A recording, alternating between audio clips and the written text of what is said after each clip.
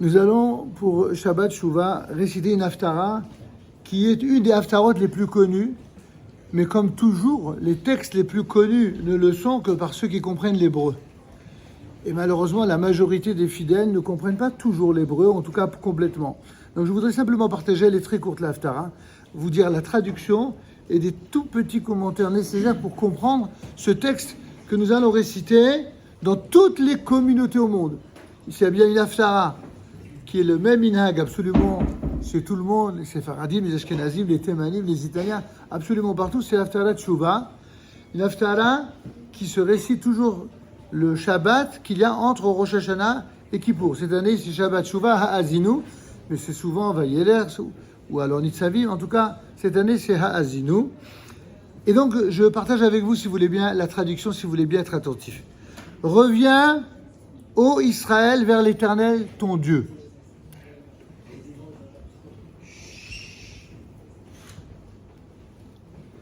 Reviens, ô Israël, vers l'Éternel, ton Dieu, toi qui as trébuché par ton péché.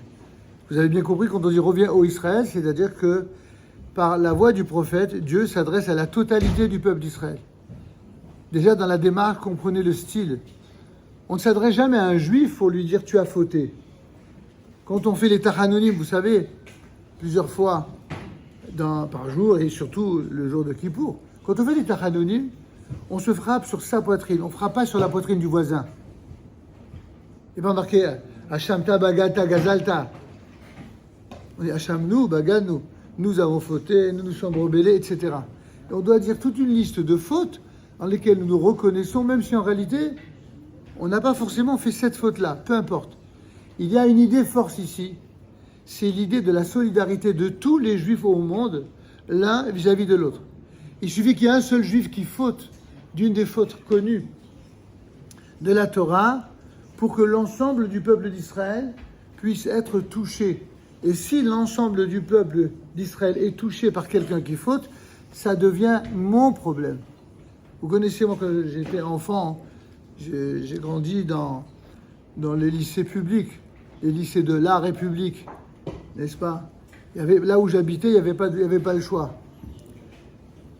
Et Baruch Hashem, d'ailleurs. Parce que grâce à ça, j'ai pu avoir mon Shabbat, j'ai pu avoir la possibilité de ne jamais aller à l'école le jour de jeûne. Depuis que mes enfants sont à l'école juive, le jour de jeûne, ils sont obligés d'aller à l'école. Et ça, c'est une petite plaisanterie au passage. En tout cas, toujours est-il que lorsque, ici, Dieu s'adresse, plutôt le prophète, au nom de Dieu, s'adresse au peuple d'Israël, il dit tout Israël, vous tous peuple juif, exactement comme un Talmid Chacham qui s'adresse, ou un Gadol, un grand de la nation qui s'adresse à tout le peuple d'Israël et qui adresse un message.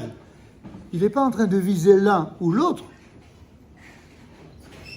Il y a des gens qui sont spécialistes pour se sentir visés lorsque un rave parle à toute une communauté.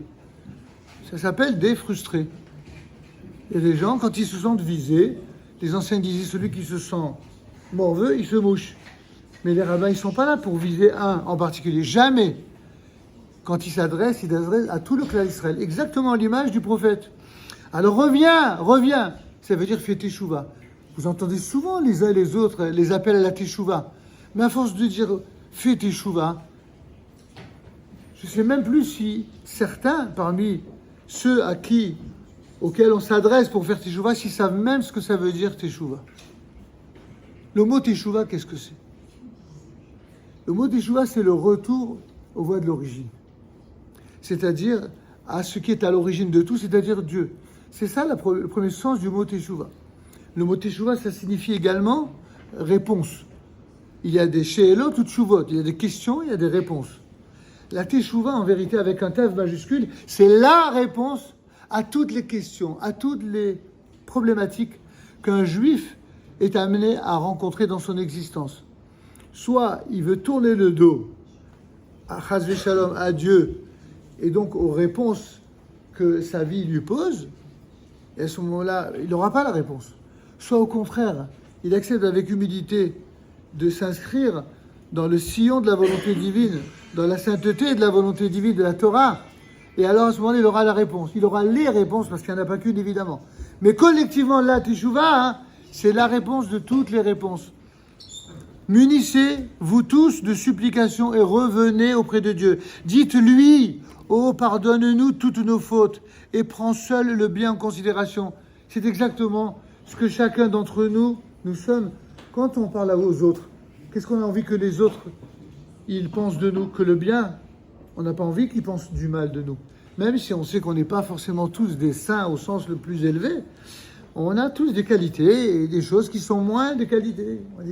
On n'ose pas le dire, mais des défauts, ça arrive. Alors quelle est l'image que l'on veut donner? Et notamment de ceux que l'on aime, et même de ceux qui sont plus éloignés. On a envie de donner que l'image de quelqu'un de bien. Alors c'est exactement ce qu'on demande à Dieu. Écoute Dieu, mon Dieu, ne retiens que les bonnes choses. On sait très bien que tu es le seul sur terre et dans le ciel auquel on ne peut rien cacher.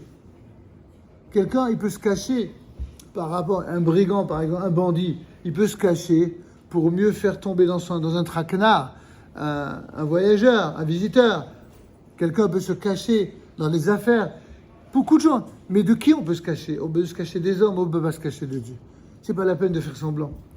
Alors, c'est pourquoi il faut avoir cette lucidité, cette conscience qu'on ne peut pas se cacher de Dieu. Donc, on dit à Dieu, ok, je sais qu'au-dedans de moi-même, je sais que j'ai encore beaucoup à améliorer. Alors, ne retiens que le bien que j'ai pu faire, et j'espère avoir fait beaucoup de bien. Quant au mal, je t'en prie, pardonne-moi. Pardonne-moi et donne-moi la force de changer. Donne-moi la force de m'amender.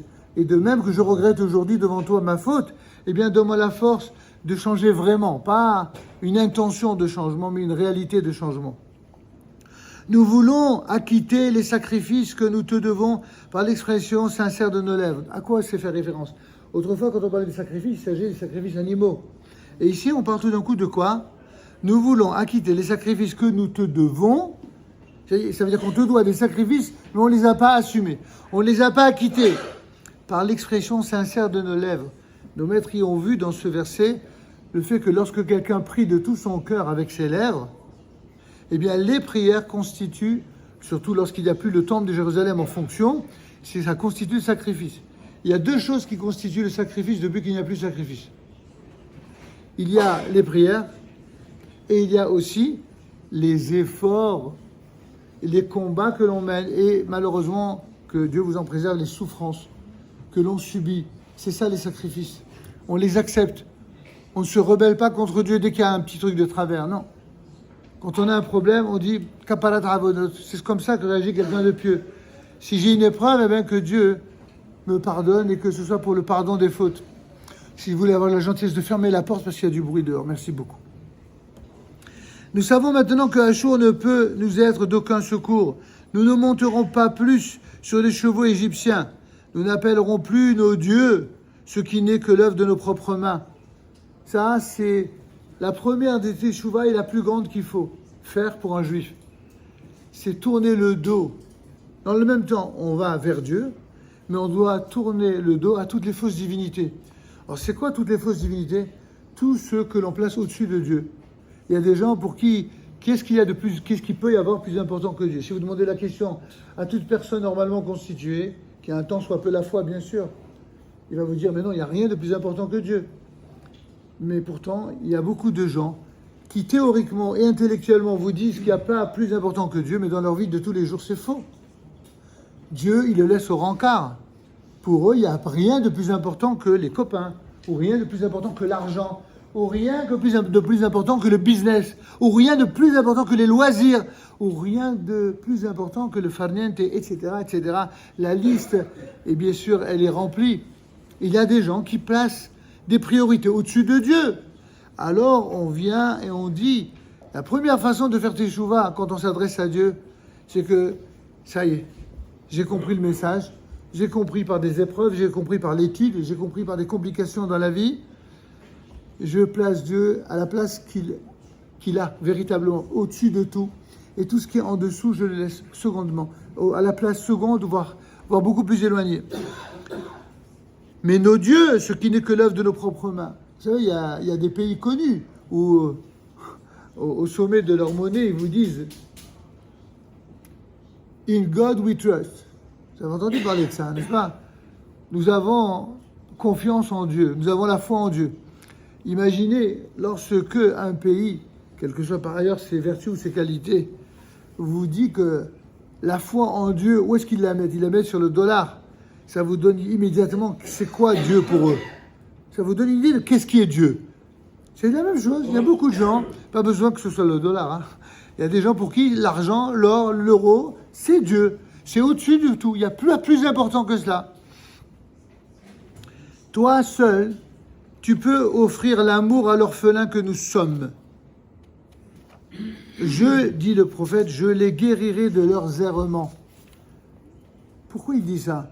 Parce qu'en admettant que quelqu'un finisse pour 1000 raisons de comprendre que voilà, qu'il s'est fourvoyé, qu'il a commis des fautes, qu'il veut faire des jouvas. Et le Satan va lui dire, mais qu'est-ce que tu vas faire des jouvas? Mais tu te rends compte? Tu te rends compte tout ce qu'il faut que tu changes dans ta vie pour faire tes jouvas? Mais tu es malade.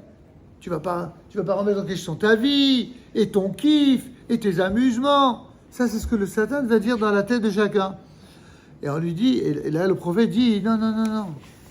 Sache une chose, tes fautes, Dieu les qualifie d'errements. C'est-à-dire, tu ne savais pas ce que tu faisais. Dieu, qui nous aime pas comme un roi seulement, mais comme un père, eh bien, il nous dit, écoute, toutes les fautes que tu as pu commettre, je vais faire comme si c'était des fautes que vraiment, tu ne savais pas ce que tu faisais. La seule chose qui compte pour moi, c'est que tu veuilles changer. Et je les considérerai comme des errements. Et du coup, vous tous, les membres de ce peuple, je les aimerai abondamment, car ma colère se sera détournée d'eux. Pourquoi Dieu était en colère contre nous? Eh bien évidemment. Durant toute l'histoire, vous avez vu comment on a été traité par les nations, que ce soit la destruction du temple, du premier et du second temple, que ce soit les bûchers de l'Inquisition ou pendant la Shoah. Tout ce qui s'est produit, c'est parce que Dieu s'est détourné. C'est pas que Dieu a voulu que de façon directe qu'il se produise cela, mais simplement il a détourné son regard. Si Dieu détourne son regard de son peuple, le peuple il est foutu. Le peuple d'Israël ne vit et ne survit que par miracle. Et ça, si un juif n'a pas compris ça, si un juif n'a pas conscience que le juif ne vive que grâce au miracle, alors il est vraiment en danger. Que Dieu préserve. Et c'est pourquoi on a besoin, effectivement, de la clémence divine. Il vous suffit de vous balader sur Internet, vous savez, les sites antisémites, qui soient d'extrême gauche ou d'extrême droite, qui soient nouveaux ou anciens. Quand vous voyez cette haine gratuite qu'ils éructent sur tous les juifs, qui ne connaissent évidemment pas, tous les mensonges qu'ils balancent exactement comme depuis les temps immémoriaux du Moyen-Âge, en 5784 ou en 2023, vous avez encore des gens pour raconter des salades absolument inimaginables. Comment est-ce possible? C'est possible parce que si Akadosh Baruch Hu ne constitue pas le filet de protection du peuple d'Israël, alors le peuple d'Israël, que Dieu ne plaise, est en danger. C'est pourquoi le prophète promet, je détournerai ma colère. Ma colère sera détournée d'eux. Je serai pour Israël comme la rosée. Ainsi, il fleurira à nouveau comme le lys et accrochera ses racines aussi solidement que le cèdre du Liban. En effet, depuis que les Juifs sont revenus en terre d'Israël, est-ce que vous réalisez, mes amis, qu'il y a seulement 200 ans, vous auriez dit à n'importe quel Juif sur la planète que 200 ans plus tard, il y aurait un État d'Israël avec un gouvernement majoritairement juif, avec des juges majoritairement juifs, avec une police, une armée, une agriculture, une économie, et les nations du monde qui font la cour à l'État d'Israël, même si d'autres la critiquent par derrière ou attendent devant. Mais il y a 200 ans, ils vous auraient pris pour un fou, mais tu débloques. Parce que les Juifs de l'exil se sont habitués à la condition d'esclaves. Et nos maîtres de kabbalistes nous ont dit, qu'est-ce que c'est que la sortie de l'esclavage d'Égypte? Vous savez, celle que nous célébrons à Pessah, c'est avoir la conscience de ce que la définition d'un juif, qu'est-ce que c'est? Vous avez 1000 définitions. Certains vous disent, c'est au moins la mère qui est juive, ou les parents qui sont juifs, ou qui se convertissent au judaïsme. Ça, c'est des définitions très juridiques. D'autres sont un peu plus subtiles. Vous dites, les juifs, ce sont ceux dont les enfants sont juifs. C'est déjà plus poussé, plus subtil. Il C'est-à-dire que quand un juif a fait en sorte que les enfants restent juifs, c'est qu'il est vraiment juif. Mais il y a une troisième définition. C'est quoi un juif? Certains de nos kabbalistes nous expliquent un juif, c'est celui qui sort d'Égypte. Il y a marqué dans la paracha de Béchalah, Ayotim Biad Rama. Un juif, c'est celui qui, depuis la sortie d'Égypte et jusqu'à la fin des temps, c'est celui qui sort d'Égypte. C'est-à-dire tout ce que représente l'Égypte, que ce soit les Égyptes intellectuels, philosophiques, idéologiques, et surtout l'Égypte de l'idolâtrie, où que ce soit dans le monde. Dès que les Juifs abandonnent leur foi, leurs racines, leur Dieu, pour aller se prosterner devant des idéologies et devant des idolâtries venues d'ailleurs, alors malheureusement, ils mettent en danger leur peuple. Alors c'est pourquoi il dit, une fois que j'aurai détourné ma colère, le peuple d'Israël, en tout cas dans sa majorité, reviendra sur la terre qui a été promise à Abraham, à Yitzhak et à Yaakov ainsi qu'à ses enfants. C'est ce que nous voyons sous nos yeux, pour ceux qui voient. C'est ce qui se passe. Aujourd'hui, les Juifs du monde entier, et de plus en plus, se retrouvent en terre d'Israël, parce que c'est là-bas que ça se passe. Tout le bruit, l'agitation que les Juifs font ailleurs, c'est juste pour s'assurer qu'ils peuvent encore survivre quelque temps en dehors. Mais l'objectif et l'avenir des Juifs ne se trouve que dans ce seul endroit sur terre. C'est la terre que Dieu leur a confiée. La terre qui porte le même nom que le peuple, à savoir Israël. Le peuple d'Israël s'appelle ainsi parce que c'est le peuple qui correspond à la terre d'Israël. Tous les peuples de la terre ont un lien avec une terre. Malheur à ceux qui n'ont pas compris cela, même parmi les nations. Ceux qui ne comprennent pas cela, vous savez comment ils vont finir par le comprendre? Dieu va leur donner ce qu'on appelle un cheval de Troie. Il va leur faire venir dans leur pays des personnes qui vont profiter du pays. Et une fois qu'ils en auront bien profité, ils cracheront sur ce pays et ils le revendiqueront de prendre sa place. D'où je sais, c'est marqué noir sur blanc, c'est même pas l'actualité. C'est marqué noir sur blanc. C'est exactement ce qui va se passer. Et ça va se passer notamment chez les pays qui se permettent de donner des condamnations à Israël pour leur apprendre de quelle manière ils doivent se comporter avec ceux qui leur veulent du mal. Alors pour terminer, ces branches s'étendront au loin. On parle bien sûr du peuple juif sur sa terre. Sa frondaison sera majestueuse comme celle de l'olivier et son parfum égalera celui des cèdres. À nouveau, on demeurera à l'ombre de l'olivier. On fera revivre les cultures de froment. Ils fleuriront eux-mêmes comme leurs vignobles et leur renom sera égal à celui du vin du Liban. Éphraïm s'écriera alors, qu'ai-je encore en commun avec les idoles? Et moi, dit l'Éternel, je l'exaucerai et je le protégerai. Grâce à toi, Éternel, je serai dorénavant comme un cyprès toujours verdoyant, et les fruits que je porterai, c'est à toi que je les devrai. Celui qui est sage comprendra cette leçon. Celui qui est sensé s'en pénétrera. Les voies de l'Éternel sont nivelées, les justes y avancent sans difficulté, mais les pécheurs y trébucheront. Pour terminer, les deux derniers versets. Y a-t-il un Dieu qui, comme toi, pardonne les fautes, passe outre aux péchés commis par les survivants de son héritage, qui ne garde pas sa colère pour toujours, car il se complaît dans l'amour? Une fois de plus, aie pitié de nous, jette à tes pieds nos iniquités et précipite toutes nos fautes ou nos péchés dans les profondeurs de la mer. C'est à l'appui de ce verset que vous avez certainement dans toutes les communautés pris l'usage le jour de Rosh Hashanah. Comme le premier jour c'était Shabbat, on l'a fait le deuxième jour cette année, on est allé jeter les fautes, le tashlir, le fameux tashlir, ça provient de ce verset. Témoigne de la sorte de ta fidélité à Yaakov et ton amour à Abraham, ainsi que tu l'as juré à nos pères au jour d'antan. Mes amis, qu'est-ce que ça signifie ce dernier verset? Ça signifie que ce que Dieu nous a promis, il va le réaliser. Mais il va le réaliser à qui? Il va le réaliser uniquement à ceux qui ont foi dans cette promesse. Tous ceux qui n'ont pas foi à cette promesse risquent malheureusement de ne pas en bénéficier. Au nom d'un principe très clair de Mida Keneged Mida. Si on a foi en quelque chose, on mérite d'avoir la chose. Si on n'a pas foi en la chose, on ne mérite pas de l'avoir. C'est la même chose pour les enfants C'est la même chose pour le labeur, pour le travail. Ceux qui ont confiance dans la vertu du travail, alors ils travaillent. Et Dieu leur donnera la bracha. Cette bracha, je vous la souhaite tous.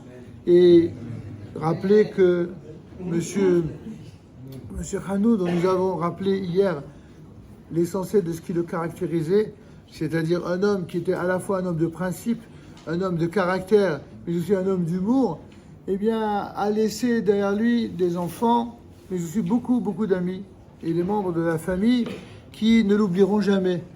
Chaque fois que vous accomplirez une mitzvah, désormais, essayez d'associer toujours cette mitzvah à la mémoire de votre papa, en disant qu'ainsi, il a fait dans sa vie, qui est une vie magnifique, où Dieu, comme un clin d'œil, nous a montré qu'il était un tzaddik, et c'est pour ça qu'il a vécu si longtemps, eh bien, il peut encore et encore et encore grandir dans l'autre monde grâce à ses enfants. Car, vous savez, quand on dit qu'il faut honorer son père et sa mère, évidemment, c'est de son vivant.